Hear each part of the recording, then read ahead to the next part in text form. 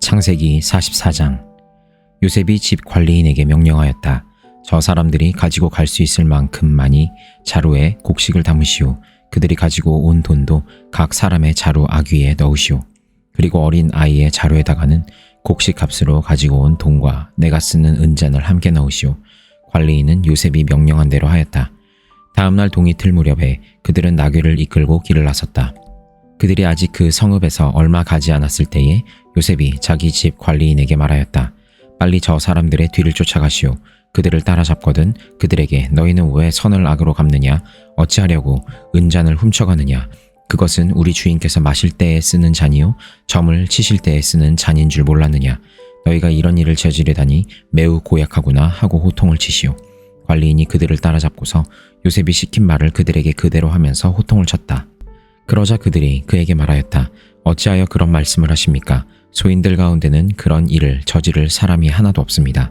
지난번 자루 아귀에서 나온 돈을 되돌려 드리려고 가나안 땅에서 여기까지 가지고 오지 않았습니까? 그런데 어떻게 우리가 그대의 상전 댁에 있는 은이나 금을 훔친다는 말입니까? 소인들 가운데서 어느 누구에게서라도 그것이 나오면 그를 죽여도 좋습니다.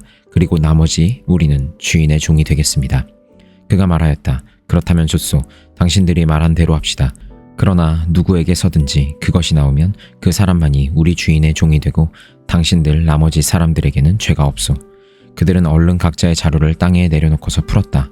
관리인이 맏아들의 자루부터 시작하여 막내 아들의 자루까지 뒤지니 그 잔이 베냐민의 자루에서 나왔다.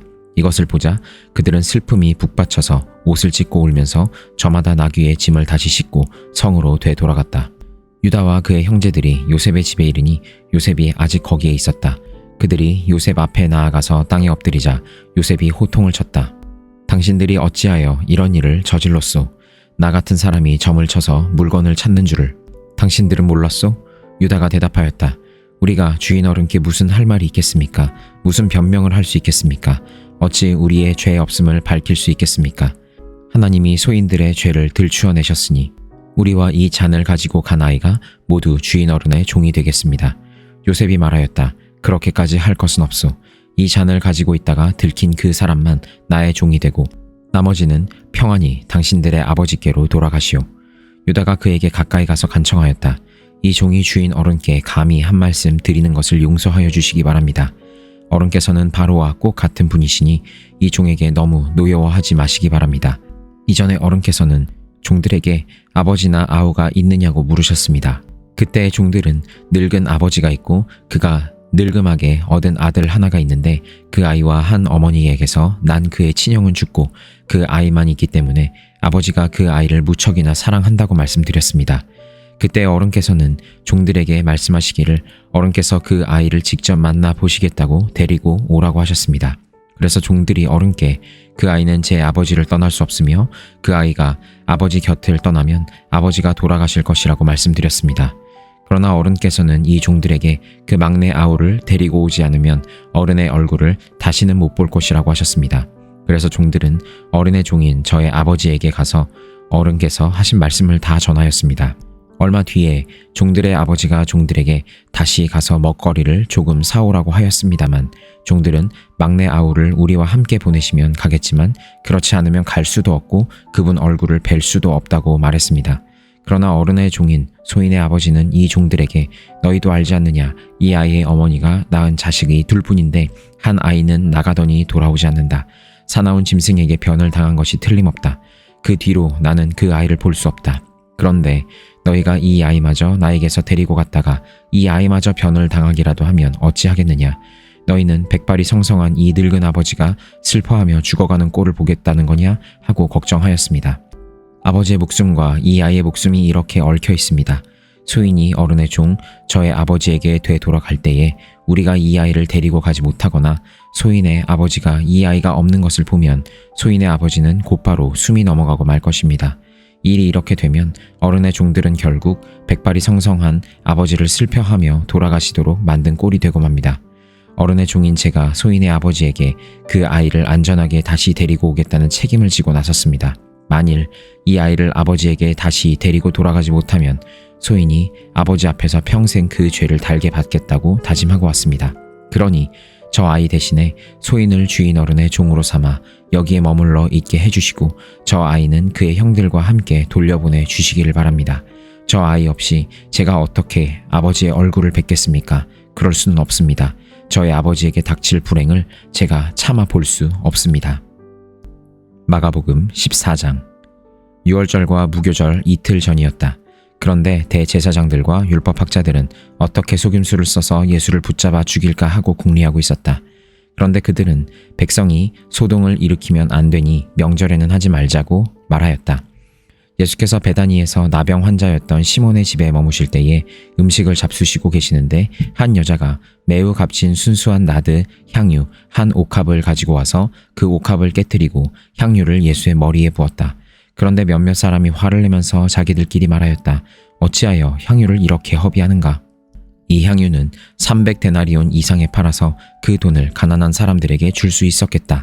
그리고는 그 여자를 나무랐다. 그러나 예수께서 말씀하셨다. 가만두어라. 왜 그를 괴롭히느냐? 그는 내게 아름다운 일을 했다. 가난한 사람들은 늘 너희와 함께 있으니 언제든지 너희가 하려고만 하면 그들을 도울 수 있다. 그러나 나는 언제나 너희와 함께 있는 것이 아니다. 이 여자는 자기가 할 수 있는 일을 하였다. 곧 내 몸에 향유를 부어서 내 장례를 위하여 할 일을 미리 한 셈이다. 내가 진정으로 너희에게 말한다. 온 세상 어디든지 복음이 전파되는 곳마다 이 여자가 한 일도 전해져서 사람들이 이 여자를 기억하게 될 것이다. 12제자 가운데 하나인 가룟 유다가 대제사장들에게 예수를 넘겨줄 마음을 품고 그들을 찾아갔다. 그들은 유다의 말을 듣고서 기뻐하여 그에게 은돈을 주기로 약속하였다. 그래서 유다는 예수를 넘겨줄 적당한 기회를 노리고 있었다. 무교절 첫째 날에 곧 유월절 양을 잡는 날에 제자들이 예수께 말하였다. 우리가 가서 선생님께서 유월절 음식을 드시게 준비하려 하는데 어디에다 하기를 바라십니까? 예수께서 제자 2사람을 보내시며 말씀하셨다. 성 안으로 들어가거라. 그러면 물동이를 메고 오는 사람을 만날 것이니 그를 따라가거라. 그리고 그가 들어가는 집으로 가서 그 집 주인에게 말하기를 선생님께서 하시는 말씀이 내가 내 제자들과 함께 유월절 음식을 먹을 내 사랑방이 어디에 있느냐고 하십니다 하여라. 그러면 그는 자리를 깔아서 준비한 큰 다락방을 너희에게 보여줄 것이니 거기에 우리를 위하여 준비를 하여라. 제자들이 떠나서 성 안으로 들어가서 보니 예수께서 말씀하신 대로였다. 그리하여 그들은 유월절을 준비하였다. 저녁 때가 되어서 예수께서는 12제자와 함께 가셨다. 그들이 자리를 잡고 앉아서 먹고 있을 때에 예수께서 말씀하셨다. 내가 진정으로 너희에게 말한다. 너희 가운데 한 사람, 곧 나와 함께 먹고 있는 사람이 나를 넘겨줄 것이다. 그들은 근심에 쌓여 나는 아니지요 하고 예수께 말하기 시작하였다. 예수께서 그들에게 말씀하셨다. 그는 12 가운데 하나로서 나와 함께 같은 대접에 빵을 적시고 있는 사람이다. 인자는 자기에 관하여 성경에 기록되어 있는 대로 떠나가지만 인자를 넘겨주는 그 사람에게는 화가 있다. 그 사람은 차라리 태어나지 않았더라면 자기에게 좋았을 것이다. 그들이 먹고 있을 때에 예수께서 빵을 들어서 축복하신 다음에 떼어서 그들에게 주시고 말씀하셨다. 받아라. 이것은 내 몸이다. 또 잔을 들어서 감사를 드리신 다음에 그들에게 주시니 그들은 모두 그 잔을 마셨다. 그리고 예수께서 말씀하셨다. 이것은 많은 사람을 위하여 흘리는 나의 피, 곧 언약의 피다. 내가 진정으로 너희에게 말한다. 이제부터 내가 하나님의 나라에서 새 것을 마실 그 날까지 나는 포도나무 열매로 빚은 것을 다시는 마시지 않을 것이다. 그들은 찬송을 부르고서 올리브 산으로 갔다. 예수께서 제자들에게 말씀하셨다. 너희가 모두 걸려서 넘어질 것이다. 성경에 기록하기를 내가 목자를 칠 것이니 양떼가 흩어질 것이다 하였기 때문이다. 그러나 내가 살아난 뒤에 너희보다 먼저 갈릴리로 갈 것이다. 베드로가 예수께 말하였다. 모두가 걸려 넘어질지라도 나는 그렇지 않을 것입니다. 예수께서 그에게 말씀하셨다. 내가 진정으로 너에게 말한다. 오늘 밤에 닭이 2번 울기 전에 내가 3번 나를 모른다고 할 것이다. 그러나 베드로는 힘주어서 말하였다. 내가 선생님과 함께 죽는 한이 있을지라도 절대로 선생님을 모른다고 하지 않겠습니다. 나머지 모두도 그렇게 말하였다. 그들은 겟세마네라고 하는 곳에 이르렀다. 예수께서 제자들에게 말씀하시기를 내가 기도하는 동안에 너희는 여기에 앉아 있어라 하시고 베드로와 야고보와 요한을 데리고 가셨다. 예수께서는 매우 놀라며 괴로워하기 시작하셨다. 그래서 그들에게 말씀하셨다. 내 마음이 근심에 쌓여 죽을 지경이다. 너희는 여기에 머물러 깨어 있어라. 그리고서 조금 나아가서 땅에 엎드려 기도하시기를 될 수만 있으면 이 시간이 자기에게서 비껴가게 해달라고 하셨다.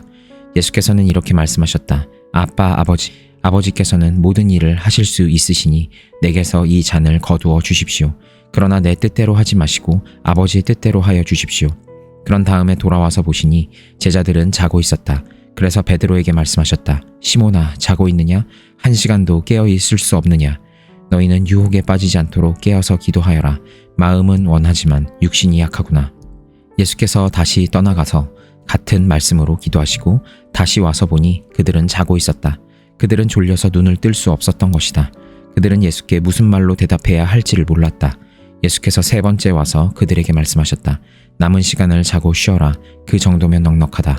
때가 왔다. 보아라. 인자는 죄인들의 손에 넘어간다. 일어나서 가자. 보아라. 나를 넘겨줄 자가 가까이 왔다. 그런데 예수께서 아직 말씀하고 계실 때에 12제자 가운데 하나인 유다가 곧 왔다. 대제사장들과 율법학자들과 장로들이 보낸 무리가 칼과 몽둥이를 들고 그와 함께 왔다. 그런데 예수를 넘겨줄 자가 그들에게 신호를 짜주기를 내가 입을 맞추는 사람이 바로 그 사람이니 그를 잡아서 단단히 끌고 가시오 하고 말해놓았다. 유다가 와서 예수께로 곧 다가가서 랍비님 하고 말하고서 입을 맞추었다. 그러자 그들은 예수께 손을 대어 잡았다. 그런데 곁에 서 있던 이들 가운데서 어느 한 사람이 칼을 빼어 대제사장의 종을 내리쳐서 그 귀를 잘라버렸다. 예수께서 그들에게 말씀하셨다. 너희는 강도에게 하듯이 칼과 몽둥이를 들고 나를 잡으러 왔느냐? 내가 날마다 성전에 너희와 함께 있으면서 가르치고 있었건만 너희는 잡지 않았다. 그러나 이것은 성경 말씀을 이루려는 것이다. 제자들은 모두 예수를 버리고 달아났다. 그런데 어떤 젊은이가 맨몸에 혼이불을 두르고 예수를 따라가고 있었다. 그들이 그를 잡으려고 하니 그는 혼이불을 버리고 맨몸으로 달아났다. 그들은 예수를 대제사장에게로 끌고 갔다. 그러자 대제사장들과 장로들과 율법학자들이 모두 모여들었다. 베드로는 멀찍이 떨어져서 예수를 뒤따라 대제사장의 집 안마당에까지 들어갔다. 그는 하인들과 함께 앉아 불을 쬐고 있었다. 대제사장들과 온 의회가 예수를 사형에 처하려고 그를 고소할 증거를 찾았으나 찾아내지 못하였다. 예수에게 불리하게 거짓으로 증언하는 사람이 많이 있었지만 그들의 증언은 서로 들어맞지 않았다. 더러는 일어나서 그에게 불리하게 거짓으로 증언하여 말하기를 우리가 이 사람이 말하는 것을 들었는데 내가 사람의 손으로 지은 이 성전을 허물고 손으로 짓지 않은 다른 성전을 사흘 만에 세우겠다 하였습니다. 그러나 그들의 증언도 서로 들어맞지 않았다. 그래서 대제사장이 한가운데 일어서서 예수께 물었다. 이 사람들이 그대에게 불리하게 증언하는데도 아무 답변도 하지 않소? 그러나 예수께서는 입을 다무시고 아무 대답도 하지 않으셨다. 대제사장이 예수께 물었다. 그대는 찬양을 받으실 분의 아들 그리스도요? 예수께서 말씀하셨다. 내가 바로 그이요. 당신들은 인자가 전능하신 분의 오른쪽에 앉아있는 것과 하늘의 구름을 타고 오는 것을 보게 될 것이요. 대제사장은 자기 옷을 찢고 말하였다. 이제 우리에게 무슨 증인들이 더 필요하겠소? 여러분은 이제 하나님을 모독하는 말을 들었소. 여러분의 생각은 어떠하오? 그러자 그들은 모두 예수는 사형을 받아야 마땅하다고 정죄하였다. 그들 가운데서 더러는 달려들어 예수께 침을 뱉고 얼굴을 가리고 주먹으로 치고 하면서 알아맞추어 보아라 하고 놀려대기 시작하였다. 그리고 하인들은 예수를 손바닥으로 쳤다. 베드로가 안뜰 아래쪽에 있는데 대제사장의 하녀 가운데 하나가 와서 베드로가 불을 쬐고 있는 것을 보고 그를 빤히 노려보고서 말하였다. 당신도 저 나사렛 사람 예수와 함께 다닌 사람이지요? 그러나 베드로는 부인하여 말하였다. 내가 무슨 말을 하는지 나는 알지도 못하고 깨닫지도 못하겠다. 그리고 그는 바깥 뜰로 나갔다. 그 하녀가 그를 보고서 그 곁에 서 있는 사람들에게 다시 말하였다. 이 사람은 그들과 한패입니다. 그러나 그는 다시 부인하였다. 조금 뒤에 곁에 서 있는 사람들이 다시 베드로에게 말하였다. 당신이 갈릴리 사람이니까 틀림없이 그들과 한패일 거요. 그러나 베드로는 저주하고 맹세하여 말하였다. 나는 당신들이 말하는 그 사람을 알지 못하오. 그러자 곧 닭이 2번째 울었다.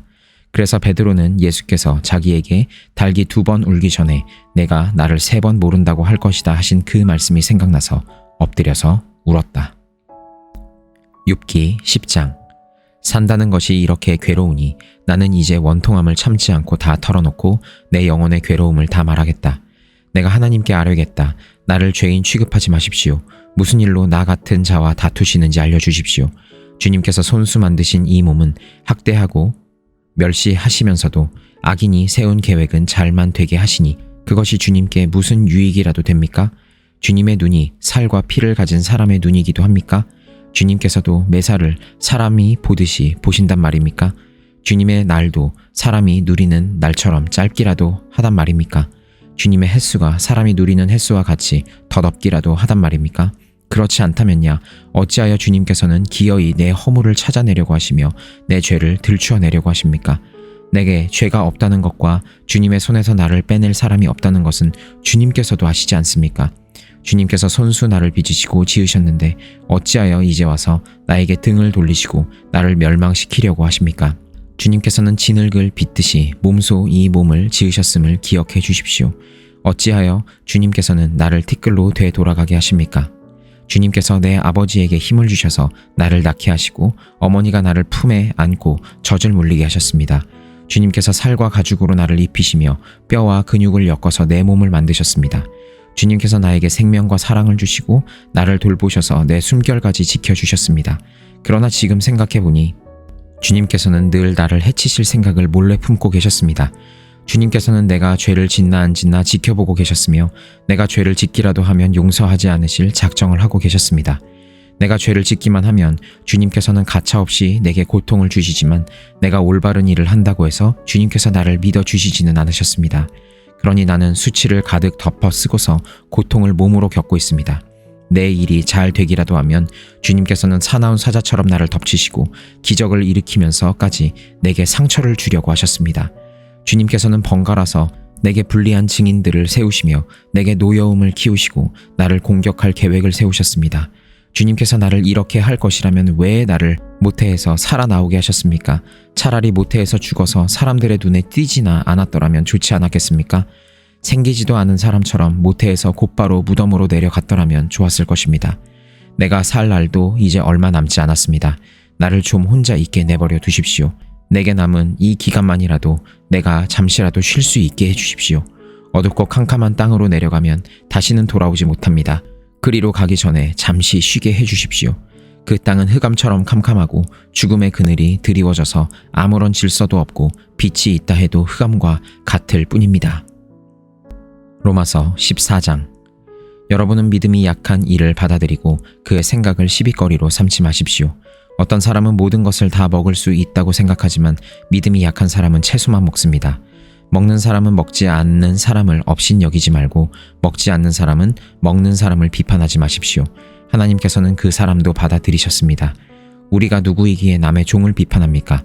그가 서 있든지 넘어지든지 그것은 그 주인이 상관할 일입니다. 주님께서 그를 서 있게 할 수 있으시니 그는 서 있게 될 것입니다. 또 어떤 사람은 이 날이 저 날보다 더 중요하다고 생각하고 또 어떤 사람은 모든 날이 다 같다고 생각합니다. 각각 자기 마음의 확신을 가져야 합니다. 어떤 날을 더 존중히 여기는 사람도 주님을 위하여 그렇게 하는 것이요 먹는 사람도 주님을 위하여 먹으며 먹을 때에 하나님께 감사를 드립니다. 그리고 먹지 않는 사람도 주님을 위하여 먹지 않으며 또한 하나님께 감사를 드립니다. 우리 가운데는 자기만을 위하여 사는 사람도 없고 또 자기만을 위하여 죽는 사람도 없습니다. 우리는 살아도 주님을 위하여 살고 죽어도 주님을 위하여 죽습니다. 그러므로 우리는 살든지 죽든지 주님의 것입니다. 그리스도께서 죽으셨다가 살아나신 것은 죽은 사람에게도 산 사람에게도 다 주님이 되시려는 것이었습니다. 그런데 어찌하여 그대는 형제나 자매를 비판합니까? 어찌하여 그대는 형제나 자매를 업신여깁니까? 우리는 모두 다 하나님의 심판대 앞에 서게 될 것입니다. 성경에는 이렇게 기록되어 있습니다. 주님께서 말씀을 하신다. 내가 살아있으니 모든 무릎이 내 앞에 꿇을 것이요 모든 입이 나 하나님을 찬양할 것이다. 그러므로 우리는 각각 자기 일을 하나님께 사실대로 아뢰어야 할 것입니다. 그러므로 이제부터는 서로 남을 심판하지 마십시다. 형제 자매 앞에 장애물이나 걸림돌을 놓지 않겠다고 결심하십시오. 내가 주 예수 안에서 알고 또 확신하는 것은 이것입니다. 무엇이든지 그 자체로 부정한 것은 없고 다만 부정하다고 여기는 그 사람에게는 부정한 것입니다. 그대가 음식 문제로 형제 자매의 마음을 상하게 하면 그것은 이미 사랑을 따라 살지 않는 것입니다. 음식 문제로 그 사람을 망하게 하지 마십시오. 그리스도께서 그 사람을 위하여 죽으셨습니다. 그러므로 여러분이 좋다고 여기는 일이 도리어 비방거리가 되지 않도록 하십시오. 하나님의 나라는 먹는 일과 마시는 일이 아니라 성령 안에서 누리는 의와 평화와 기쁨입니다. 그리스도를 이렇게 섬기는 사람은 하나님을 기쁘게 해드리고 사람에게도 인정을 받습니다. 그러므로 우리는 서로 화평을 도모하는 일과 서로 덕을 세우는 일에 힘을 씁시다. 하나님이 이룩해 놓으신 것을 음식 때문에 망치는 일이 없도록 하십시오. 모든 것이 다 깨끗합니다. 그러나 어떤 것을 먹음으로써 남을 넘어지게 하면 그러한 사람에게는 그것이 해롭습니다. 고기를 먹는다든가 술을 마신다든가 그 밖에 무엇이든지 형제나 자매를 걸려 넘어지게 하는 일은 하지 않는 것이 좋습니다. 그대가 지니고 있는 신념을 하나님 앞에서 스스로 간직하십시오. 자기가 옳다고 생각하는 일을 하면서 자기를 정죄하지 않는 사람은 복이 있습니다. 의심을 하면서 먹는 사람은 이미 단죄를 받은 것입니다. 그것은 믿음에 근거해서 한 것이 아니기 때문입니다. 믿음에 근거하지 않는 것은 다 죄입니다.